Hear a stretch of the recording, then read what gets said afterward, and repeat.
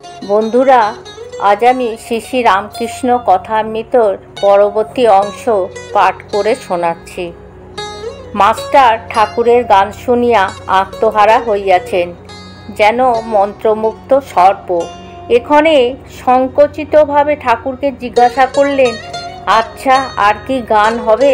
ঠাকুর চিন্তা করিয়া বললেন, না, আজ আর গান হবে না। এই বলিয়া কি যেন মনে পড়ল। অমনি বললেন, তবে এক কর্ম করো, আমি বলরামের বাড়ি যাব কলকাতায়, তুমি যেও, সেখানে গান হবে। মাস্টার বললেন, যে আজ্ঞা। শ্রীরামকৃষ্ণ বলল, তুমি জানো বলরাম বসু? মাস্টার বলল, আজ্ঞা না। শ্রীরামকৃষ্ণ বললেন, বলরাম বসু বোসপাড়ায় বাড়ি। মাস্টার বললেন, যে আজ্ঞে, আমি জিজ্ঞাসা করব। শ্রীরামকৃষ্ণ মাস্টারের সঙ্গে নাট মন্দিরে বেড়াতে, আচ্ছা, তোমায় একটা কথা জিজ্ঞাসা করি, আমাকে তোমার কি বোধ হয়? মাস্টার চুপ করিয়া আছেন। ঠাকুর আবার বললেন, তোমার কি বোধ হয়? আমার আনা জ্ঞান হয়েছে। মাস্টার বলল, আনা কথা বুঝতে পারছি না, তবে এরূপ জ্ঞান বা প্রেম ভক্তি বা বিশ্বাস বা বৈরাগ্য বা উদার ভাব কখনো কোথাও দেখি নাই। ঠাকুর শ্রীরামকৃষ্ণ হাসতে লাগলেন। এরূপ কথাবার্তার পর মাস্টার প্রণাম করিয়া বিদায় গ্রহণ করলেন। সদর ফটক পর্যন্ত আসিয়া আবার কি মনে পড়ল, অমনি ফিরলেন। আবার নাট মন্দিরে ঠাকুর শ্রীরামকৃষ্ণর কাছে আসিয়া উপস্থিত। ঠাকুর সেই ক্ষীণ আলোকের মধ্যে একাকী পদচারণ করছে, একাকী নিঃসঙ্গ। অবাক হইয়া মাস্টার আবার সেই মহাপুরুষ দর্শন করিতেছেন। শ্রীরামকৃষ্ণ মাস্টারকে বললেন, আবার যে ফিরে এলে? মাস্টার বললেন, আজ্ঞা, বোধহয় বড় মানুষের বাড়ি যেতে দেবে কি না তাই যাব না ভাবছি, এইখানে এসেই আপনার সঙ্গে দেখা করব। শ্রীরামকৃষ্ণ বলল, না গো, তা কেন? তুমি আমার নাম করবে, বলবে তার কাছে যাব, তাহলেই কেউ আমার কাছে নিয়ে আসবে। মাস্টার বলল, যে আজ্ঞে, বলিয়া আবার প্রণাম করিয়া বিদায় গ্রহণ করলেন। রাত্রে 8টা-9টা হইবে দোলযাত্রা। রাম, মনমোহন, রাখাল, নিত্যগোপাল প্রভৃতি ভক্তগণ ঠাকুরকে ঘিরিয়া রয়েছেন। সকলেই হরিনাম সংকীর্তন করিতে করিতে মত্ত হইয়াছেন। কয়েকটি ভক্তের ভাবাবস্থা হইয়াছে। নিত্যগোপালের ভাবাবস্থায় বক্ষস্থল রক্তিম বর্ণ হইয়াছে। সকলেই উপবেশন করলে মাস্টার ঠাকুরকে প্রণাম করিলেন।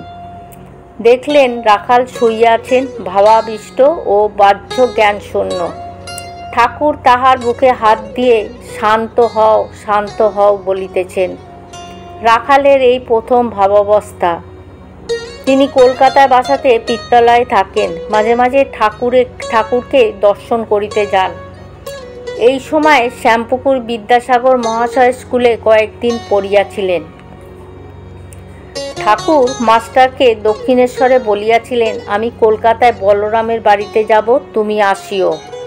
তাই তিনি তাহাকে দর্শন করিতে আসিয়াছেন। 11ই মার্চ শনিবার 1882 খ্রিস্টাব্দ শ্রীযুক্ত বলরাম ঠাকুরকে নিমন্ত্রণ করিয়া আনিয়াছেন। এইবার ভক্তেরা বারান্দা বসিয়া প্রসাদ পাইতেছেন। দাসের ন্যায় বলরাম দাঁড়াইয়া আছেন। দেখিলে বোধ হয় না তিনি এই বাড়ির কর্তা। মাস্টার এই নতুন আসিয়াছেন, এখনো ভক্তদের সঙ্গে আলাপ হয় নাই। কেবল দক্ষিণেশ্বরে নরেন্দ্রর সঙ্গে আলাপ হইয়াছিল। কয়েকদিন পর ঠাকুর শ্রীরামকৃষ্ণ দক্ষিণেশ্বরের শিব মন্দিরে সিঁড়ির উপর ভাবাবিষ্ট হইয়া বসিয়া আছেন। বেলা 4টে-5টা হবে। মাস্টার কাছে আসিয়া বসিয়াছেন। কিছুক্ষণ পূর্বে ঠাকুর নিজের ঘরে মেঝের উপরে বিছানা পাতা, তাহাতে বিশ্রাম করিতেছিলেন। এখনো ঠাকুরের সেবার জন্য কাছে কেহ থাকে না।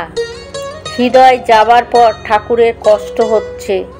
কলিকাতা হইতে মাস্টার আসিলে তিনি তাহার সঙ্গে কথা কহিতে কহিতে শ্রী রাধাকান্তর মন্দিরে সম্মুখে শিব মন্দিরের সিঁড়িতে আসিয়া বসিয়াছিলেন। কিন্তু মন্দিরের দৃষ্টি হঠাৎ ভাবাবিষ্ট হইয়াছেন। ঠাকুর জগৎমাতার সাথে কথা কহিতেছেন। বলছেন, মা, সবাই বলছে আমার ঘড়ি ঠিক চলছে। খ্রিস্টান, ব্রহ্মজ্ঞানী, হিন্দু, মুসলমান সকলেই বলে আমার ধর্ম ঠিক। কিন্তু মা, কারুর ঘড়ি তো ঠিক চলছে না। তোমাকে ঠিক কে বুঝতে পারবে? তবে ব্যাকুল হয়ে ডাকলে, তোমার কৃপা হলে সব পথ দিয়ে তোমার কাছে পৌঁছানো যায়। মা, খ্রিস্টানরা গির্জাতে তোমাকে কি করে ডাকে একবার দেখিও। কিন্তু মা, ভিতরে গেলে লোকে কি বলবে? যদি কিছু হাঙ্গামা হয়, আবার কালীঘরে যদি ঢুকতে না দেয়, তবে গির্জার দ্বারগোড়া থেকে দেখিও। বন্ধুরা, আজ আমি পাঠ এখানেই শেষ করলাম। জয় ঠাকুর, জয় মা।